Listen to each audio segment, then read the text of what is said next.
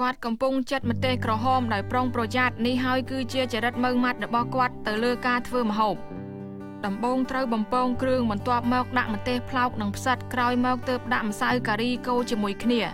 ក្រោយពីលើកម្ហូបដាក់លើតុហើយទីឌីតែងតែរកឱកាសទទួលការអប់រំពីភ្ញៀវជួនកាលម្សៅមានបញ្ហាច្រើនយកល្អគឺប្រើម្សៅសាលីទាំងស្រុងដូច្នេះវារៀងរឹងដុំហើយមិនសូវទន់ល្មុត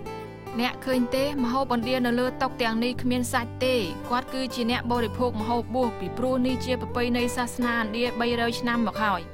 ក្រុមគ្រួសារខ្ញុំ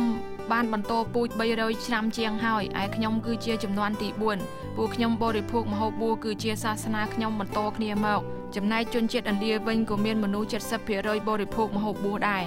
ចម្លែកណាស់គាត់មកតៃវ៉ាន់មិនមែនដោយសារការងារក៏មិនមែនដោយសាររកលុយដែរខ្ញុំមករៀនសាសនាព្រះពុទ្ធឃើញសាសនាព្រះពុទ្ធប្រទេសចិនវាខុសប្លែកពីសាសនាព្រះពុទ្ធនៅឥណ្ឌាត្រង់ណាខ្លះចិត្តចង់ទៅបួសដាក់ឈ្មោះហើយតែមិនជាប់ដូច្នេះខ្ញុំក៏រៀនបន្តទៅនៅពេលនោះរៀននៅវិទ្យាស្ថានអាហារជាន់ខ្ពស់ក្រោយពីបានបញ្ចប់ការសិក្សាហើយគាត់ក៏បើកភោជនីយដ្ឋានពីព្រោះគាត់បានឃើញថាម្ហូបបួសនៅតៃវ៉ាន់គេនិយមណាស់ប៉ុន្តែវានឹងក្លាយជាអាហារដែលបរិភោគយូរទៅកាន់តែខូចសុខភាពទៅនៅតៃវ៉ាន់ជឿនលឿនណាស់ហើយធ្វើម្ហូបបួសដាក់គ្រឿងច្នៃនិងជាតិគីមីយ៉ាងច្រើនដូច្នេះខ្ញុំគិតថាម្ហូបបួសនៅតៃវ៉ាន់វានឹងអាចប៉ះពាល់ដល់សុខភាពមនុស្សដូច្នេះហើយយើងត្រូវធ្វើការចែកចាយម្ហូបបួសដែលធ្វើពីរសជាតិបន្លែពិតៗមិនមែនធ្វើពីគ្រឿងច្នៃឬជាតិគីមីនោះទេគាត់ជ្រើសរើសបន្លែដែលមិនមានជាតិគីមីសូម្បីតែគ្រាប់សណ្តែកជាច្រើនក៏យកចូលពីបរទេសដែរគ្រឿងផ្សំដូចជាការីក៏នាំចូលពីឥណ្ឌាដែរគាត់មកតៃវ៉ាន់12ឆ្នាំមុននឹងចាក់ឬនៅតៃវ៉ាន់គាត់បានរៀបអាពាហ៍ពិពាហ៍ជាមួយមិត្តស្រីហើយអ្នកទាំងពីរមានចិត្តម៉ឺងម៉ាត់ទៅលើការជ្រើសរើសអាហារទាំងនេះ